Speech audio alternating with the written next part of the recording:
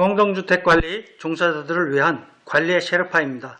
관리소장은 직원을 잘 뽑아야 해요. 만사가 인사예요. 좋은 직원이 있어야 일이 잘 되는 거예요. 직원 채용을 제대로 못하면 무척 스트레스가 심해요. 여기는 입주 오피스텔 5개월 차예요. 4대 경리를 아슬아슬하게 뽑은 이야기를 해드릴까 해요. 관리비 부과를 준비할 애매할 시점에 3대 경리가 사직서를 냈어요. 3대 경리는 일주일 근무해보고 근무를 포기했어요. 오피스에 경험이 없고 일이 많다 보니 근무할 자신을 잃은 거예요. 더구나 전임인 2대 경리가 일을 쌓아놓고 한 달 만에 그만뒀어요. 저는 경리가 그만둔다고 하니 관리비 부과 작업이 걱정됐어요. 이렇게 계속 구인 공고가 나가면 문제 있는 곳이라고 생각하고 대부분 지원을 꺼려요. 걱정했던 대로 지원이 저조했어요. 겨우 무경험자 1명, 6개월 미만 경력자 1명만이 지원했어요. 2개의 이력서를 놓고 망설이던 차에 빵빵한 경력자 이력서가 들어왔어요. 바로 전화해보니 현 근무지에서 6년째 근무 중인데 뭔가 문제가 있어 옮기려는 거였어요. 한마디로 여기에는 과분한 경력이었어요. 면접을 보러 오라고 하니까 내일 시간을 내서 오겠다고 하더군요. 그러나 다음날 오전 문자가 들어왔어요. 오늘 면접 예정자 아무개입니다. 금일 도저히 시간을 뺄 수 없어 면접 참석 불가능할 것 같네요. 죄송합니다. 저는 이럴 수도 있겠다고 생각했어요. 그 경력이면 더 좋은 곳을 얼마든지 골라서 갈 사람이거든요. 현재 격리과정으로 근무하니 급여도 이것보다 더 높을 테고요. 그녀는 그냥 한번 이력서를 던져서 간만 봤던 거예요. 마땅한 지원자가 안 나타나니 저는 초조했어요. 그런데 1시간 후에 구세주가 나타났어요. 제2의 빵빵한 경력자 이력서가 들어온 거예요. 바로 전화하여 면접 보러 오라고 하자 오후 4시 이후에나 오겠다고 했어요. 아, 어디 면접이 잡혀있구나 라는 생각이 얼른 들었어요. 어쨌든 오후 4시에 면접을 보고 채용을 결정했어요. 이날이 금요일이었어요. 이 지원자도 더 좋은 곳에 얼마든지 골라서 갈 사람이에요. 그런데 여기 근무하겠다고 하니 저는 얼마나 기뻤겠어요.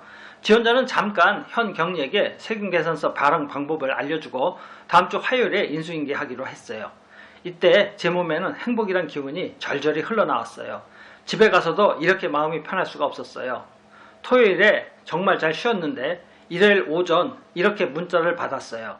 소장님, 화요일에 출근하기로 한 아무개입니다. 제가 개인 사정상 출근을 못하게 되었습니다. 다른 분 빨리 구하셨으면 합니다. 일이 정리되는 대로 한번 찾아뵙겠습니다. 죄송합니다. 저는 날벼락에 정신이 혼미해졌어요. 그래도 잠시나마 저를 행복하게 해준 소중한 사람이니 원망은 들지 않더군요. 별 생각이 다 들었어요. 일요일인데도 저는 사무실에 나와서 구인 공고를 다시 올렸어요. 월요일 출근해보니 이력서 딱 하나가 들어와 있었어요. 바로 지난번에 면접을 봤던 지원자였어요. 이 사람은 경력이 몇 개월밖에 안 되었어요. 3대 경리는 내일까지 일하겠다고 했는데 후임이 안 뽑혔다고 기약 없이 잡아놓을 수도 없는 노릇이었어요. 이 지원자가 유일한 희망이 되었고 저는 무조건 채용해야 했어요. 그런데 전화를 받지 않았어요. 몇 번을 했는데도 안 받으니 허탈해지더군요. 면접 보러 오라고 문자까지 보냈어요. 이 사람도 못 뽑으면 어떡하죠? 이력서를 내놓고도 전화를 받지 않으면 문제가 있는 지원자일 가능성이 커요. 보통 취업이 절박하면 이력서를 내놓고 전화를 기다려요. 다른 지원자들은 전화했을 때 즉각 받았거든요. 최악의 경우 격리 공석 상태로 놓고 알바를 써서 부가 작업을 해야겠다고 생각했어요. 이를 경리에게 말하자 경리는 자기가 알바비 받고 해주겠다고 했어요. 이렇게 비상대책을 마련하고 있을 때 그 지원자에게서 전화가 왔어요. 병원에 있어서 전화를 못 받았대요. 면접을 보러 오라고 했어요. 그 사이 이력서가 하나 접수되었어요. 이 지원자는 먼저도 지원했었는데 면접을 보진 않았어요. 이 지원자는 제가 잠깐 함께 근무한 적이 있는데 제 스타일은 아니었어요. 현 근무지에 들어간 지 3개월 됐는데 관리소장과 사이가 좋지 않아 옮기려고 한다는 소식을 한 달이 건너 들었었어요. 워낙 지원자가 없으니 이 사람도 면접 약속을 잡았어요. 두 사람을 면접 본 후 1차 지원자를 채용하기로 결정했어요. 1차 지원자는 바로 근무가 가능하나 2차 지원자는 현재 근무 중이니 전자를 뽑을 수밖에 없었어요. 내일부터 바로 일을 시작하기로 했죠. 다음날 아침 출근했는데 저는 문자를 받았어요. 사정이 생겨서 못 나갈 것 같아요. 죄송합니다. 충격이었어요. 나중에 이 지원자가 왜 출근을 포기했는지를 생각해봤어요. 이 지원자는 제가 다른 곳에 근무할 때도 이력서를 받은 적이 있는데 일에 자신이 없어서 포기한 것 같아요. 몇 개월 안 되는 경력도 제가 볼 때는 허위인 것 같아요. 그러니 출근해봤자 고생만 하고 금방 쫓겨날 게 빤하니 아예 포기한 거예요. 제가 면접 때 이대 경리는 일을 못해서 그만두게 했다고 했거든요. 최악의 상황이었어요. 인수인계 하려던 경리는 채용자 출근 번복 사실을 알고서 혀를 찼어요. 안절부절 못했어요. 자신의 조련 사직이 업무에 많은 타격을 주는 걸 알기에 저에게 대단히 미안해하고 있었어요. 경리는 양심상 후임 인수인계 없이 그냥 가버릴 마음은 없었어요. 그런데 들어온 이력서 중에 면접을 안 본 지원자가 2명 있었어요. 최초로 지원했던 무경력자와 경력 6개월 미만자였어요.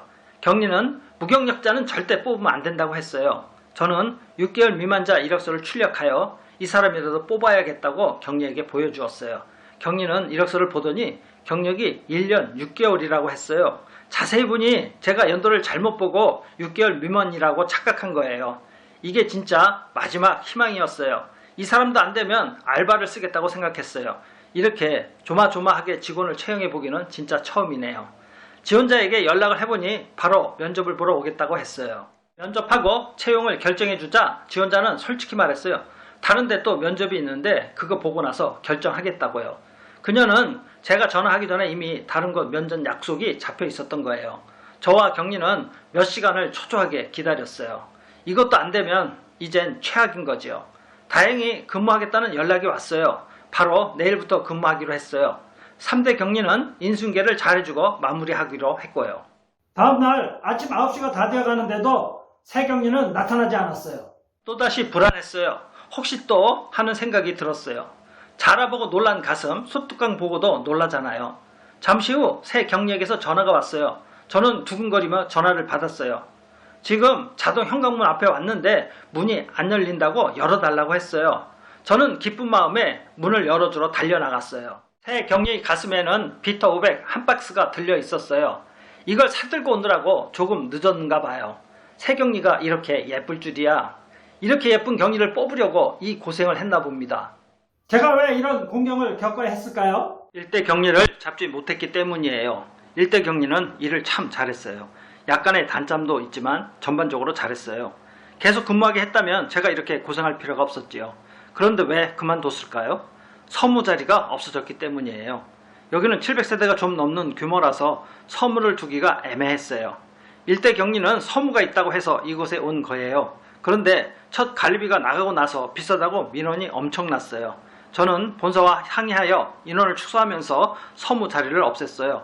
일대 경리는 이에 대한 불만으로 서무 근무 종료 며칠 전에 그만둔 거예요. 도움이 되셨으면 구독, 좋아요 부탁드립니다.